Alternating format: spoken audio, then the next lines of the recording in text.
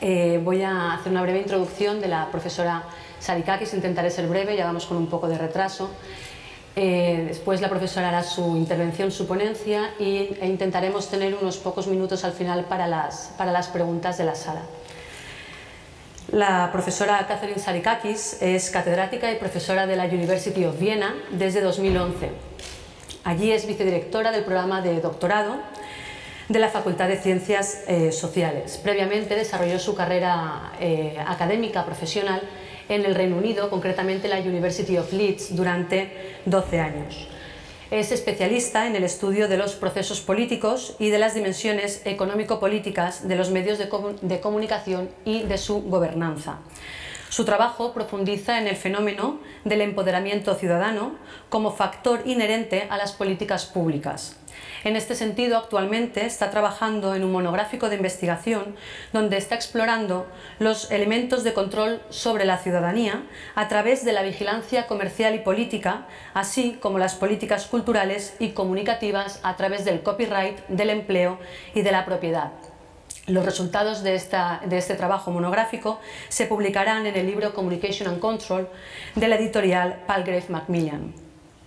Entre sus líneas de investigación también destaca el trabajo realizado sobre el desarrollo de políticas comunicativas europeas y de cómo se construyen los regímenes políticos internacionales que facilitan los procesos de globalización.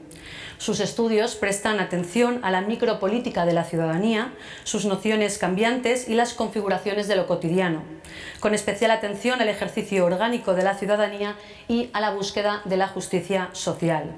Además, la profesora Sarikakis es coeditora fundadora de la prestigiosa revista International Journal of Media and Cultural Politics. También ha sido coordinadora de la sección de Communication Law and Policy de la asociación CREA durante 6 años.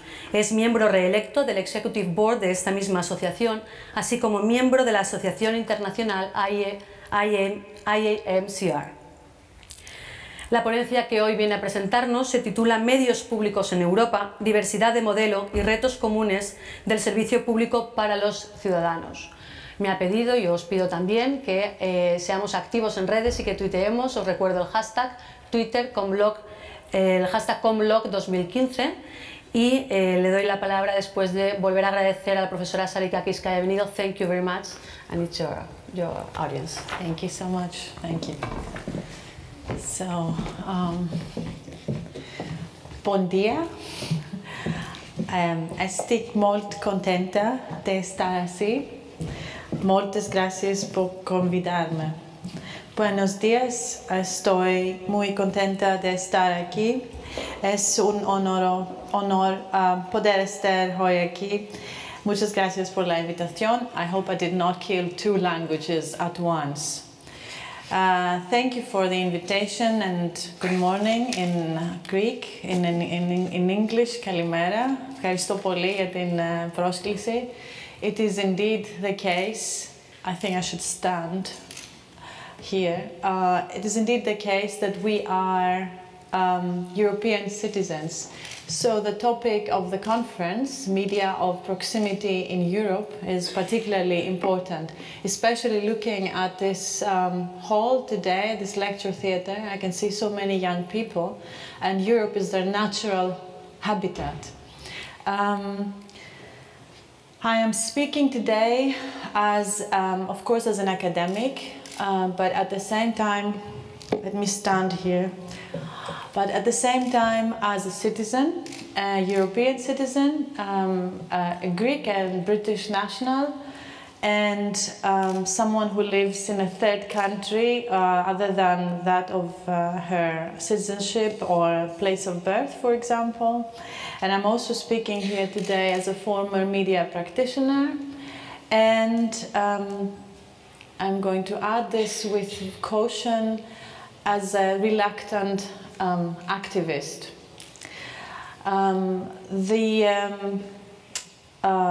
The times we are living are particularly important and crucial because we are faced with a multitude of crises in Europe.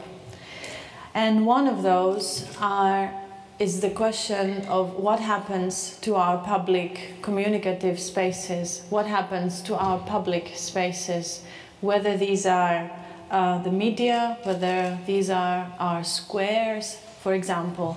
What happens excuse me, to these spaces where citizens get together, exchange information, express themselves, find solutions, or simply find each other.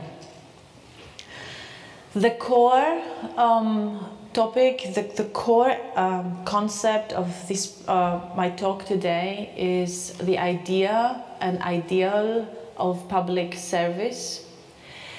And I am inserting this or emphasizing it as part of public service media, public service broadcasting. But what I would like you to pay attention to is a very important distinction. We are often reminded of the ills and evils of public broadcasting. We are told and ourselves are worried about things such as corruption, political influence and interference, pressures, and all these things that we did not really want our public media to do. These are all ills of the ways in which organizations are run and operate. What I am discussing today is largely the idea and ideal of the institution of public service media, which might or might not be distinct and different to the way in which the organization of specific media organizations is run. I have tried to build a bridge with the local and national community, and I have had the support of my postdoctoral assistant, soon to be lecturer at the University of Sheffield, Hallam, Dr. Rodriguez Amat, and I thank him very much for the translation of these slides. This of course means that any mistakes are his. So public service is an important key word, and it's a guiding policy principle for localities and communities across Europe. Public service means a conscious, systematic and sustained effort to cater for the whole of society and not for parts of it. Public service and public interest are the two sides of the same coin. Public interest means, as a political agenda, especially for societies in multifaceted crises, that it's important to start from the most vulnerable and marginalized groups in society. Public service media are there to serve localities and also serve diversity, but diversity must be understood as fluid and dynamic, as are indeed our communities. All media, private and public, have a responsibility to perform some degree of public service. To say that we do not need public service media nowadays is insane.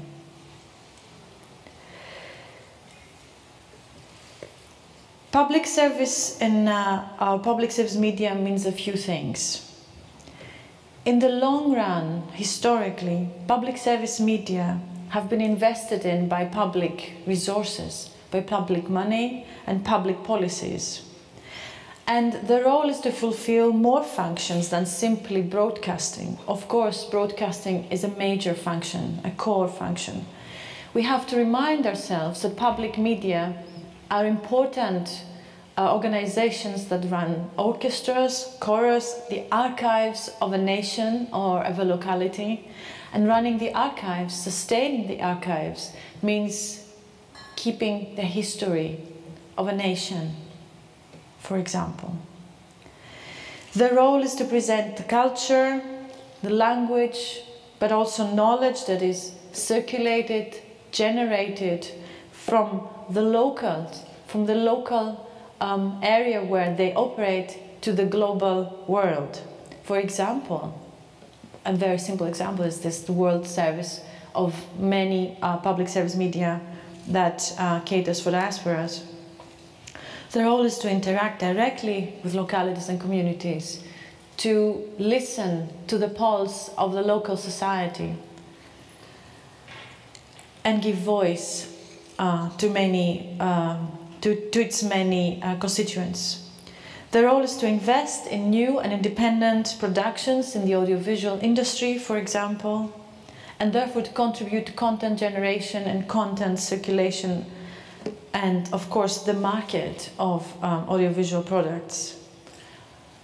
And one of the major roles of public service media has been to actually cultivate human resources for the whole media industry. This means that the public service media have made the media professionals of today, which you can see in the private media landscape, for example, or in the arts. It is true that when we come closer to communities, closer to societies, public service media have a more demanding role to play. They have to be, on the one hand, responsive to society, to local societies, for example, but at the same time, they have to provide intellectual leadership and show and open the horizons for society, challenge the ideas of local societies, for example. We see that public service media correspond and respond to linguistic necessities. They have their ear to the ground, as we say. So they represent local, regional, and specific politically and culturally distinct communities. Another specific and very special, if you like, form of media, or role of the media in localities are the media that are placed at borders. Think a little bit about this. These are the media that actually remind us of our identity, but also they tell the neighbor of our identity. They create bridges for dialogue.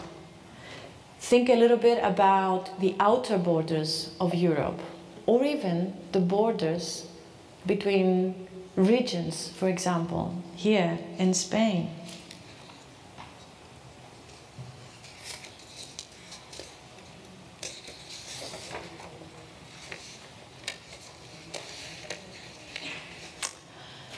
However, in the past 2 decades, to say the least, we have witnessed a cultural and political marginalization and undermining of our local media and our public service media in total.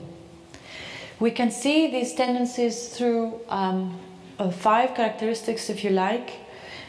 They are through strategies and tactics and practices of re-centralization of administrative powers, for example, therefore rendering the local to periphery, culturally and politically. Another way is the very direct interference of the political center, including the local political center. Another area is the economic change, for example, financial starvation of our media. A third strategy is the structural change that happens. For example, the closing down of media, the reduction of their resources, the reduction of their functions, the reduction of conditions of production, and the reach to society.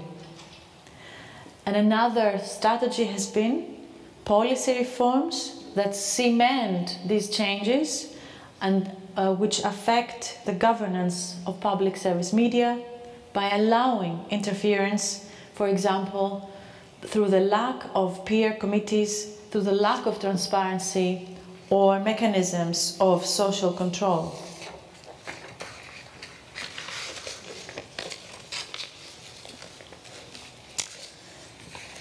Spain is one of the crisis-hit countries in Europe where poverty is on the rise, but poverty is on the rise not only in Spain but across Europe, although it is most felt in places such as Spain and Greece, for example. So the average, we know from the Eurostat, for example, that the average European population which finds itself at risk of poverty or social exclusion increased from 23.5% in 2008 to 24.2% in 2011. And in Greece, the increase is from 28% to 31%, and here from 22.9% to 27%. Both countries sum over 15 million poor. These are people officially recognized as living under the poverty line.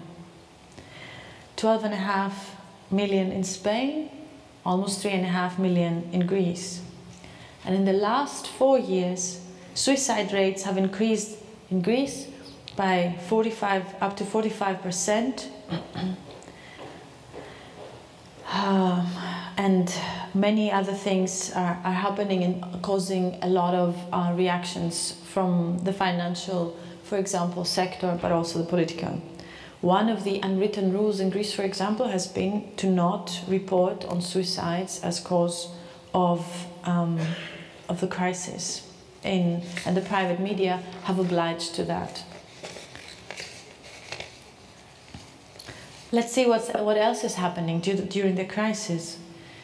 The crisis not only has destroyed, or austerity policies have not only destroyed big parts of society, they have also given rise to social mobilization. And you can see this through strikes, for example, and protests that are on the daily calendar in crisis countries. But also we see not only nationally focused, generated, based campaigns, we see transnationally organized campaigns. So there is an estimation that since 2008, Greece, for example, has seen over 20,000 demonstrations. And here in Spain, you have the rainbow colors of social movements that correspond to different services.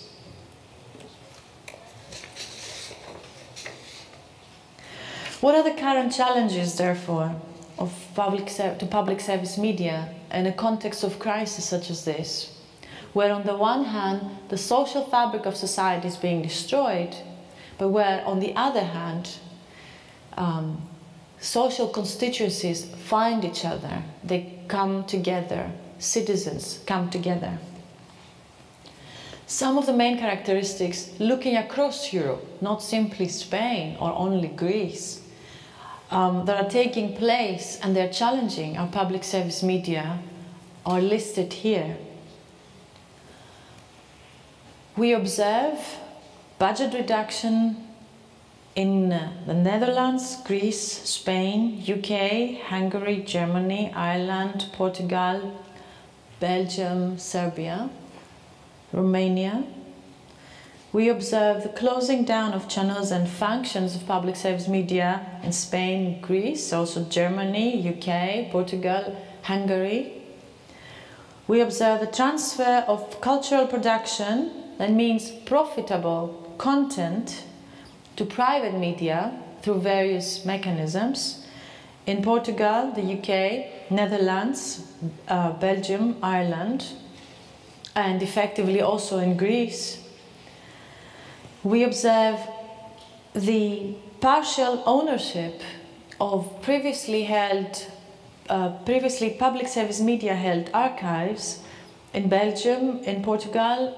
The question is what happens to the archives in Greece at this moment, and there's a question mark with the Spanish case, the case of Valencia, and so on. And we see administrative change in Greece, in Hungary, Romania, and Portugal. Very strong administrative change. So as you can see, these changes are not simply happening in one locality, they're happening across Europe.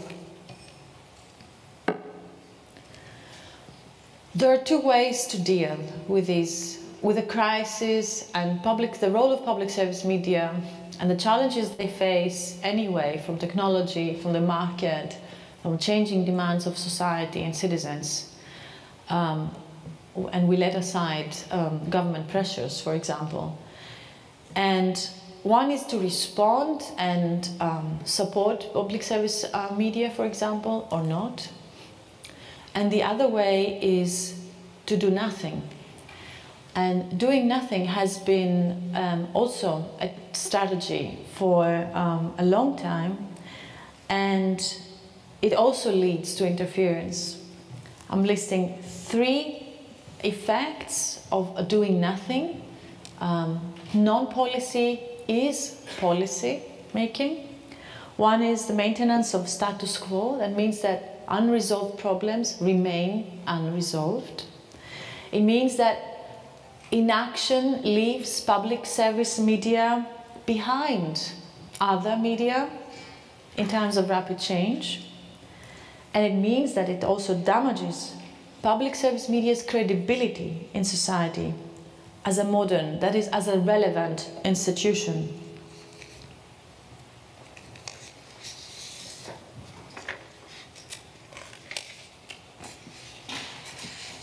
I would like to take this opportunity and give you a snapshot, a picture of an event, and to briefly discuss the coverage of the media in Greece, the public media and the private media.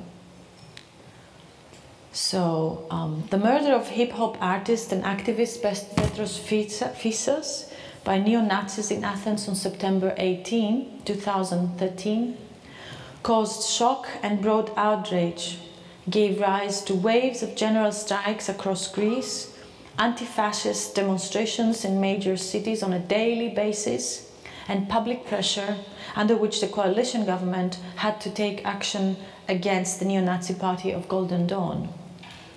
For the 3 weeks following this murder, the Greek mainstream media, which are characterized by lengthy news programs, concentrated almost exclusively to minutely detailed accounts of the process of investigation about and charges against several parliamentarians and other members of the Golden Dawn Party. While the mediated public sphere was dominated by artificial news and overstretched discussion panels, major other social processes were underway and were being left unreported.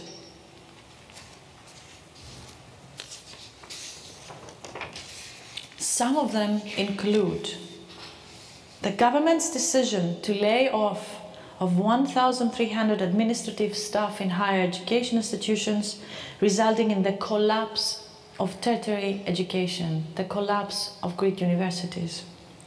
Rolling strikes at the time in their 5th week. Primary and secondary education was hit also with 2,300 layoffs of teachers. We had the occupation of schools by communities of parents, teachers and students. We had strikes and mobilizations by medical professionals and the work to self-govern hospitals and deal with crisis, the lack of medicine, for example. We had massive mobilizations across northern Greece against the gold mining by the Canadian company El Dorado, which culminated in a 40,000 protest concert. And meanwhile, further measures were being negotiated between the representatives of the so-called Troika and the Greek government. None of these items were reported on the media, on the mainstream media. This is some of the news either unreported or giving marginal attention on national broadcasters and the majority of the press. The only exception was the former public service broadcaster ERT, which covered all these areas in detail.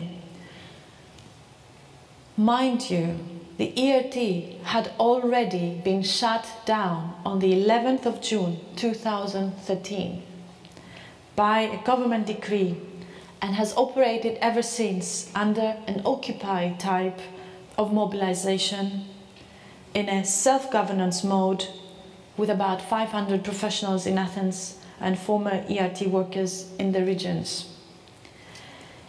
The briefly described one-dimensional media content based on silence about public policy and social resistance is the outcome of a dramatically changed media landscape in the country in the context of crisis.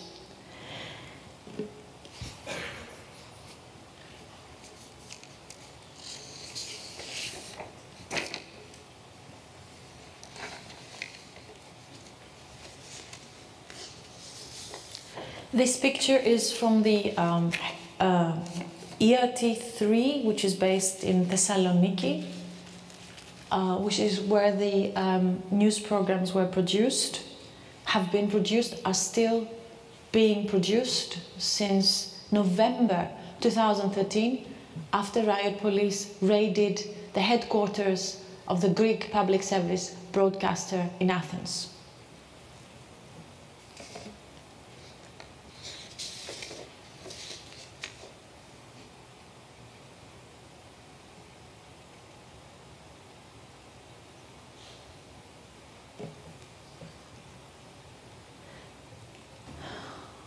Since 2009, the Reporters Without Borders have warned about the decline of the freedom in European press in the Index of Freedom of Expression. The Secretary General Jean-François Juillard declared back then, "It's disturbing to see European democracies fall steadily in the rankings year after year." In 2013, a polarization can be seen in the data where some countries maintained their status, such as Finland, Germany and Austria, and those losing ground rapidly, such as Hungary, from position 41 in 2010 to position 74 in 2013. Let me see if I can find it here. Sorry. Yes?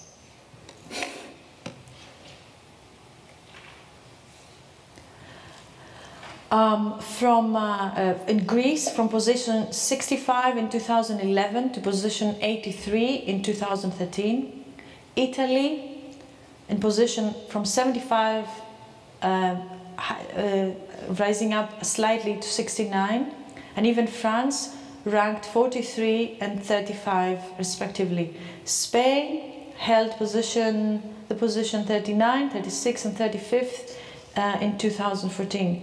The Netherlands was 4th, then 2nd, and Portugal 33, 28, 30. Some of these countries, you can see the polarization, some of these countries maintain their position and some of these countries lose it.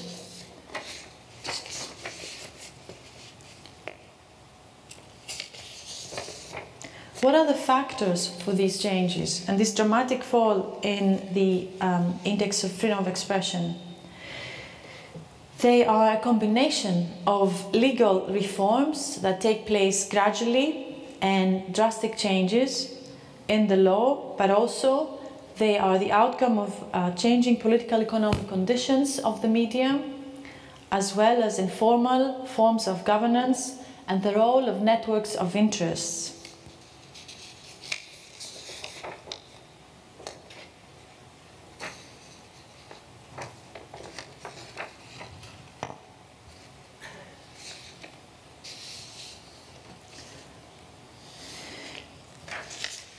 The case study of ERT is, I think, of particular importance for us, for Europe, and for this conference, because the paradigm of RTVV is a partial paradigm, if you like. This is a big region, obviously, here, and the broadcaster has been very important. At the same time, the ERT in Greece corresponds to the total blackout of public service media across the whole country, which means multiple local and regional stations, for example, the orchestras, the archives, support for the visual production, and everything else that you can imagine under the rubric of public service media. So the closure of and the undermining of any public service broadcaster takes place not from one day to the next, but it takes place over a number of years. It takes time to destroy a public service broadcaster. And the ERT has undergone several restructuring attempts. Beyond any particularities that might differentiate the ERT and, for example, the RTVE, governments, irrespectively of their ideological tendency, have seen public media as their own instruments. In the 2 years preceding the ERT shutdown, the Director General of ERT, appointed by the Greek government, exercised intensive censorship and came under immense criticism for being surrounded by excessively paid secretarial staff. During the same period, attempts by the government to control journalists from reporting on important issues such as police violence and the impact of austerity targeted their programs. The level of ideological intervention in public service media included the removal of journalists that became a worry for the concerned Article 19, the non-governmental organization, as you know. 2 journalists were removed from their morning magazine for expressing their disagreement with the declarations of the Minister of Public Order in relation to an anti-fascist demonstration. The removal of the 2 experienced and critical journalists is not an isolated case. In Spain, here, under the argument of the program of austerity, the Public Broadcasting System Corporation has also executed personal changes. Certain interviews have been removed from the RTVE, we hear, and the Guardian reported it was because they posed real questions to politicians.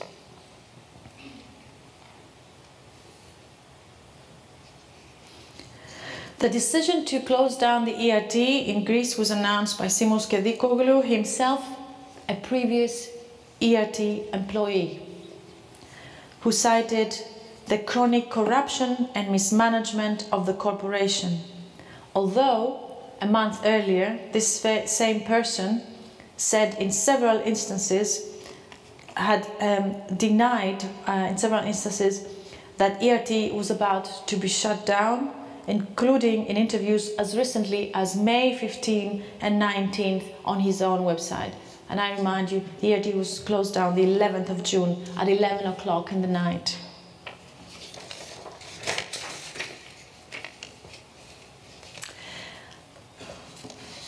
Because this conference is also directed not only to academics but to practitioners and future media workers, I decided to include some images so that you can see what your colleagues on the other side of the Mediterranean might look like.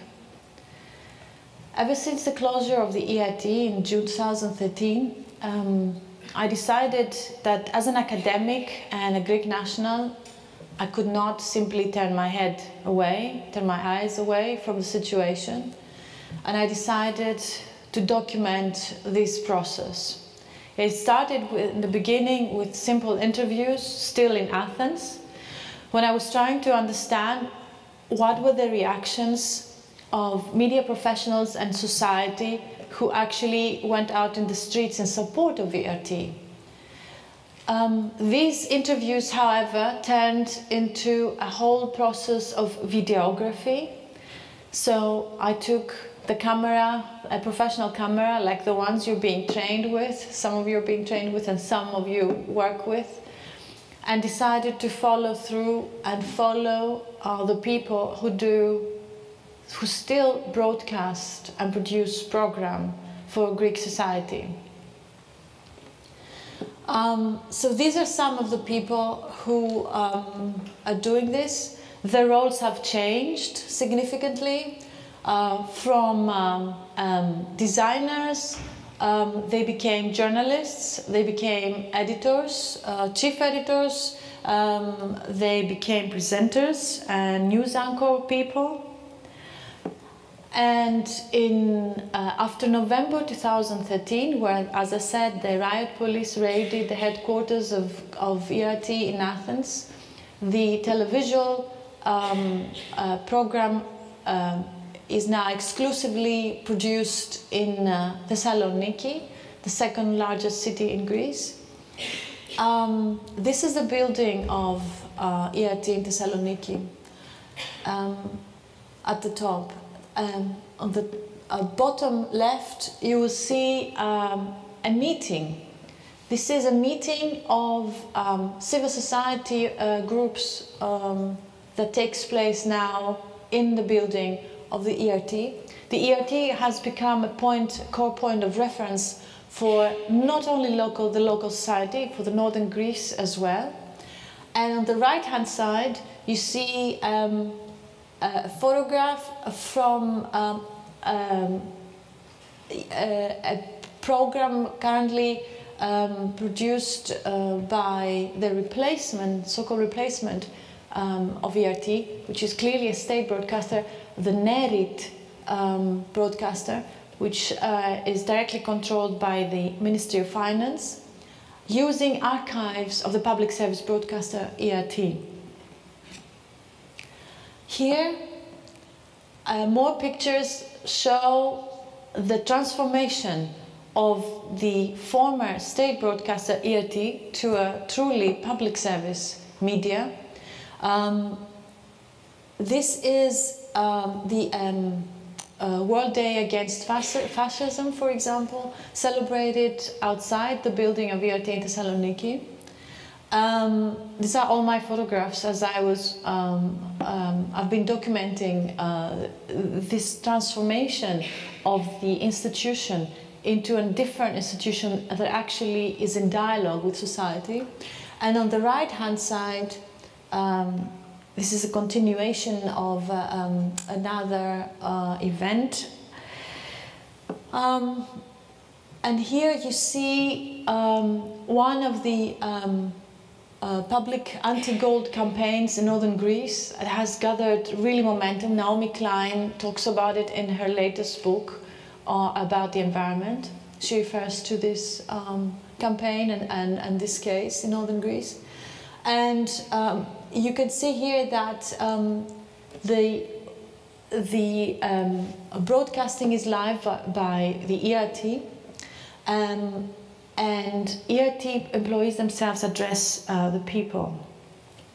Finally, I spoke briefly about the importance of public service media in localities and in borders. And here is an example. I also spoke about the chronic underfunding and the chronic undermining and destructuring of public service media. So the pictures come from radio stations at the very north of Greece, right at the border with Turkey, which actually constitutes the outer borders of Europe. If you know, the area of Evros is one of the major areas where third country nationals try to enter Europe. A big fence has been built. Frontex is situated there permanently. And it's a region that is actually, of course, multicultural and very diverse, but at the same time, a very sensitive region when it comes, for example, to human rights, coexistence, and human vulnerability. So, when the ERT was closed down, it meant that all radio stations across Greece went silent. It meant that the Greek language, for example, was not heard at the borders or across the country. And so it was because of the media workers in ERT that 16 out of 19 radio stations remained active. This is one of the journalists in Orestiada, at the very northernmost point in Greece. The picture on the right is through one of my sessions of interviews with remaining media workers in the radio station of Xanthi. The buildings, the equipment, the structural elements and resources across Greece have been left underfunded, and this has been one of the ways in which, not only in Greece but also in other countries, there are similar tactics. The very institution of public service media is undermined in the eyes of civil society and in the eyes of society, that it is not a modern, it is not a relevant institution anymore. After the closure of the ERT, which was a shock to European society, came the closure of Valencia, and others followed. The EBU, the European Broadcasting Union, commissioned a study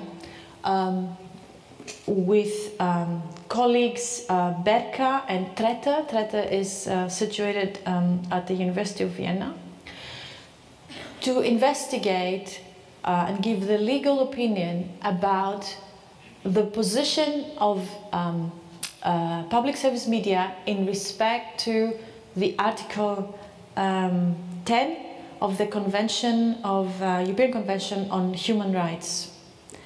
So the outcome was very interesting. The study concluded that the existence of public service broadcasters benefits from the protection by Article 10 of the European Convention on Human Rights. Pay attention, the existence, already existing public service media benefit from this protection, which is a consequence of a state's deliberate decision to establish a public broadcasting system. Interference by public authorities with media freedom must be justified under Article 10, paragraph 2, and measures taken against public service media, including restrictions of their funding, are to be considered as interferences in this sense, said this particular study. And it continues. It says that a state may adopt its media policy in response to changing social situations and market developments, and accordingly reduce or alter the position of an existing public service broadcaster. Nevertheless, according to European standards, the so-called European audiovisual model involves the establishment of a sustainable, independent and pluralistic public service media.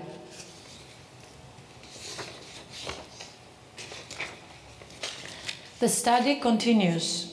A reorganization of a public service broadcaster and/or the reduction of its standing by the state might in many cases be justified under the conditions of Article 10, paragraph 2. However, the positive obligations arising from Article 10, paragraph 1, compel states to guarantee at all times a media landscape that is shaped according to the principles of pluralism and diversity, tolerance and broad-mindedness, as well as those regarding independent and impartial information and reporting.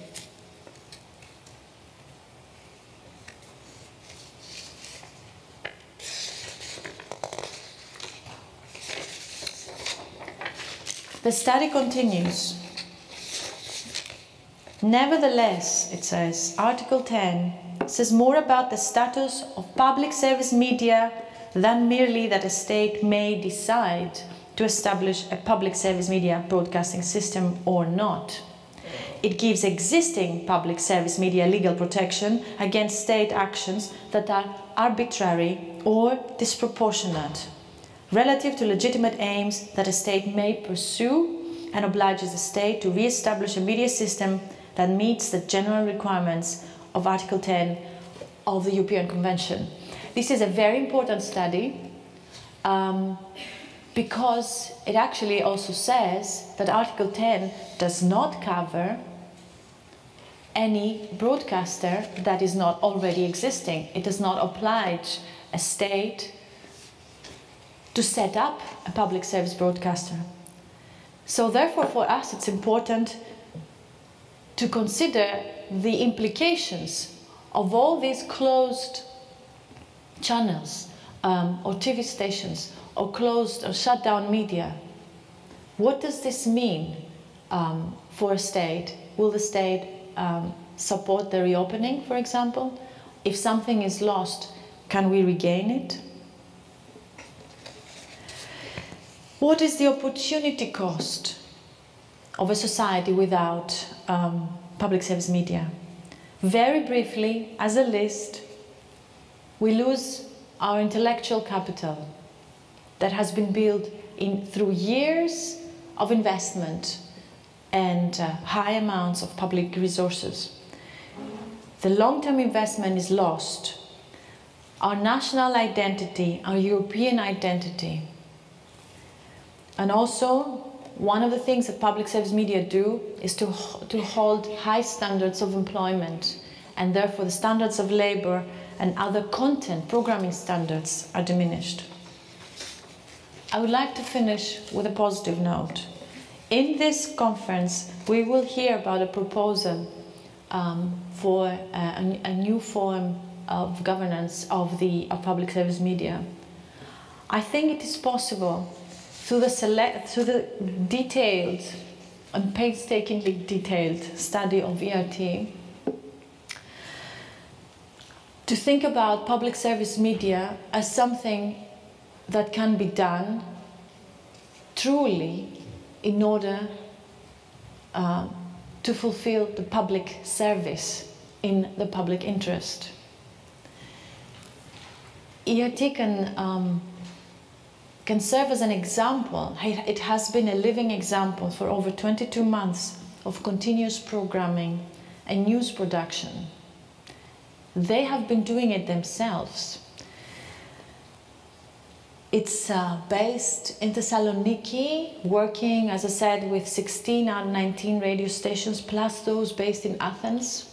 What does this mean? It means that against the arbitrary action of the state, people themselves, journalists, producers, technical staff, administrative staff, took the public service broadcaster in their hands, and they did it. They have entered into a meaningful, substantial, and direct dialogue with society, locally and nationally. And they have represented a variety of voices systematically and systemically, because they have changed the way they work.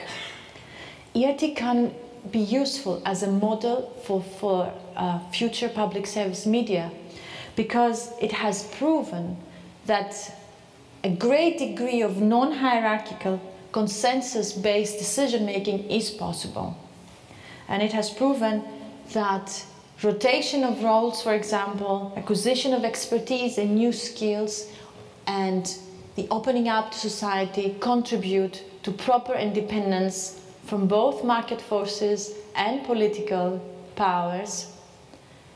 And they have shown that the only actors they are obliged to is the public and the public interest. Thank you.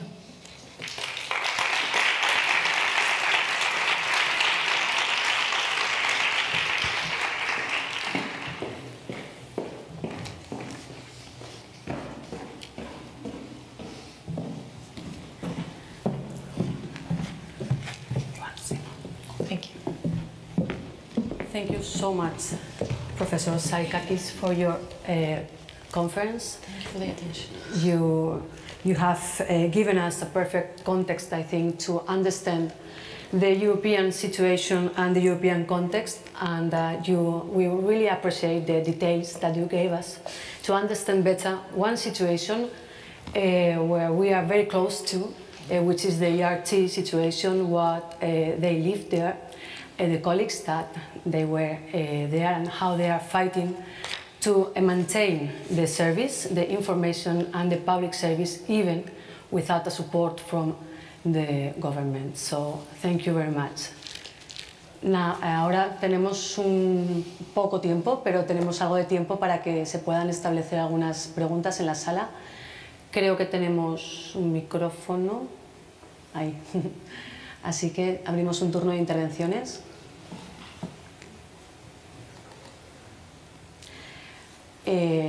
Las intervenciones, si las queréis plantear en español, intentaré. I'll try to translate into English for Professor Sarikakis. Was the translation correct?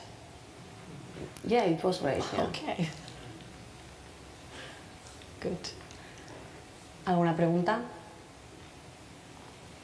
¿Hay una pregunta allí?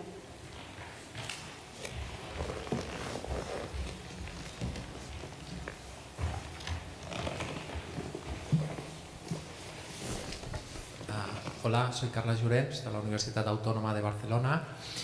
Quería preguntar a la profesora Sarikakis hasta qué punto cree que actualmente, con la nueva Comisión Europea, hay un cambio o no de actitud hacia la permanencia o no de los servicios públicos de comunicación. Es decir, cuál es la posición, si la tiene todavía o si la ha formulado la nueva Comisión Europea respecto a los servicios públicos de comunicación. Gracias. Which is the position or the position of the new European Commission, if they are supporting or they are not supportive or they are not supportive to PS and to public service media. If you think, if you know, or if they are well supported or they are in general. In general, the new European Commission. Let us not forget we have the Amsterdam Protocol, okay, to the public service broadcasting, which stipulates that every state has the obligation to maintain a lively and a healthy public service broadcasting system, because this is the cornerstone of European societies and European culture.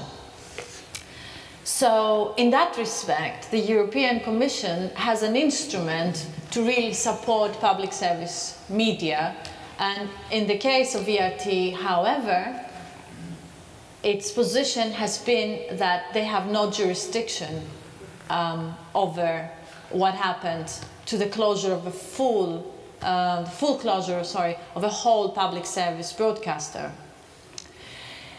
The European Commission officially cannot take any position in the sense that it cannot say we do not support public service media. However, the developments in the past 5 to nearly 10 years now, but they have been intensified the past 4 or 5 years, show that actually there is political tolerance and towards these tactics, if you like, of diminishing public service media across Europe. Or at least there's political unwillingness to defend public service media. That is my view. Necesitamos, si queréis traduzco un poco. Bueno, que comenté, I'm going to translate it a little bit into Spanish, the conclusions of the response. Sure.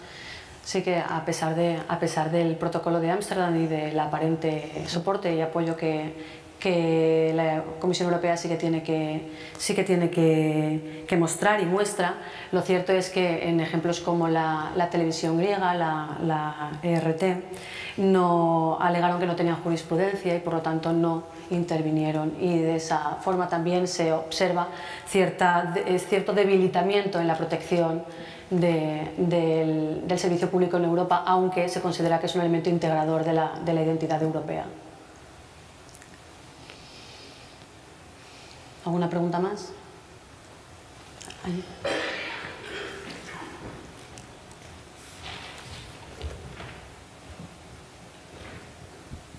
Thank you for your conference. It's true that actually transmedia is changing the scenario and it's changing the way that public service should be developed in Europe and all around. What's your opinion about how is the best way to manage this new situation? To produce content in transmedia scenario, not only for one screen or for one television, 2 channels, as in the old days. What's your opinion about this scenario? What should be the behavior of the broadcasters to manage with transmedia? Thank you. You said transmedia, right? Yes, I heard correctly. Okay. So you see, I'm of the opinion that public service media, not simply broadcasters, should be fully behind these developments. They should be allowed to produce content for multiple platforms, but they are not. The law in many countries does not allow public service media to expand their activities and therefore remain relevant, especially for younger generations of citizens and users. Not only that, we also see that through budgetary cuts, all this production and ideas and innovation, what we call innovation actually, is taking a step backwards, and services and functions, that's what I meant with functions, this is one of the things that is being influenced by so-called crisis. I mean, this is another discussion. This is what happens, this is the outcome in the end, that you hold public service media unable to develop and expand. And the justifications are many. For example, that to protect competition, we hear that the markets are not big enough, or many excuses, there's not enough money, it's not value for money for public service broadcasters, and so on and so forth.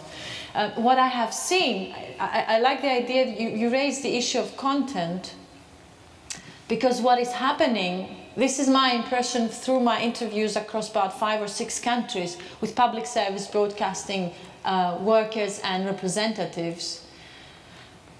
I have noticed a trend, a pattern, which is that public service media seem to be deprived from their abilities and capacities to produce cultural content.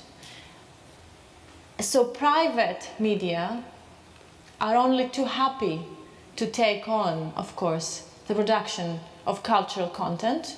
It brings with it advertising, and if I'm not mistaken, here in Spain, a public service broadcaster was not allowed to derive money from advertising. Not anymore.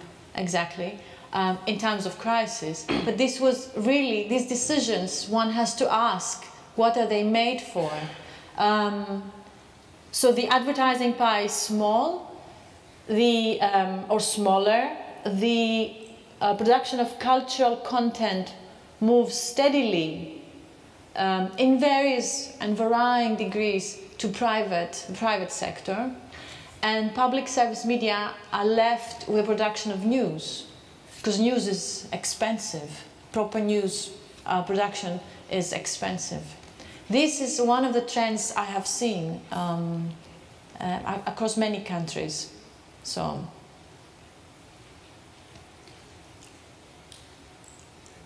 ¿Hay alguna pregunta más? Mientras haya pregunta, resumo un poco la respuesta de la profesora Sarikakis, que ha destacado que la ley no permite, que curiosamente la ley no permite crear contenidos transmedia en algunos de los países, lo que limita las posibilidades de las nuevas generaciones también, porque es el lenguaje, es un nuevo lenguaje para la construcción, la creación de contenidos, pero que sin embargo las tendencias la tendencia que está observando en diferentes países a través de las entrevistas que está realizando a diferentes profesionales y académicos es que sí que hay una tendencia en pensar que el servicio, hay una tendencia en observar que el servicio público parece que está dejando a un lado por necesidad o por presión o por dificultad, está dejando a un lado la creación de contenidos culturales y se deja ya solo los informativos, lo cual también es bastante caro de producir, y eso beneficia también al servicio privado, que es quien tiene en sus manos la creación de contenido cultural, la creación de contenido en general para los medios. Por lo tanto, siempre hay más beneficio para ese otro sector. Quizá podríamos tener una pregunta más y daríamos la sesión por terminada. ¿Hay alguna pregunta más?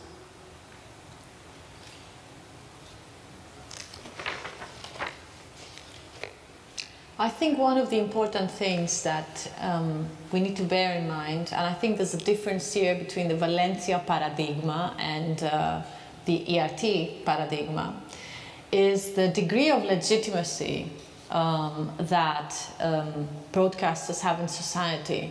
So the government, the Greek government, thought nobody cares, nobody would react so much about the ERT, both institutionally, structurally, but also discursively in society. They have managed, or they thought they had managed, to destroy the ERT in the eyes of the citizens. So when thousands on thousands kept coming out to the headquarters, when protests and general strikes broke out in Greece, because this was seen, you see, as an assault to democracy. It's about the institution of public service media, not necessarily how good or efficient the ERT had been. That's a different discussion. They were surprised. And I think this was also, I mean, this is what media workers of ERT have said themselves. This is what kept them actually not leaving the building. They said themselves, in the beginning they were shocked, it was their jobs, they lost their jobs, their work, and suddenly they realized that the game here, the name of the game is something else, it's much bigger. And it had to do exactly with memory, the common memory of dictatorship that is common in both countries. And unfreedom. So it became a symbol of fighting for democracy. And this is why citizens, and in the second stage, if you like, of this experiment, social movements and civil society in Greece really gather around the ERT. If you wanted details, I'm happy to give you. They provide them with stories, with sources, and things that mainstream media have no access to, and even when they get access to this kind of information, they do not want to report. So we have seen really the transformation, the metamorphosis of a previously semi-state broadcaster. It wasn't a state broadcaster in the past 5 years before its closure. It was actually the highest moment of ERT before its closure, because so many things were rearranged. But we saw an amazing change and transformation in the ways in which they work and in the ways in which they, media workers, but also Greek society, thinks about its own public services and public media. So it's important, I think, that we make it clear to our students, to our society, that what is at stake here is not an organization, but it's an institution. And I think we should defend this institution. Si no hay ninguna pregunta más, yo creo que con esta idea de defensa de la institución como servicio público es un perfecto broche para terminar la conferencia. we are getting the idea of the institution to defend. Y yo creo que podemos cerrar la ponencia agradeciendo de nuevo a profesor Sarikakis. Thank you very much for coming. Thank you for the invitation. Thanks for listening. Y haremos una breve pausa ahora, que lleva un poco de retraso, pero creo que son las 12 más o menos.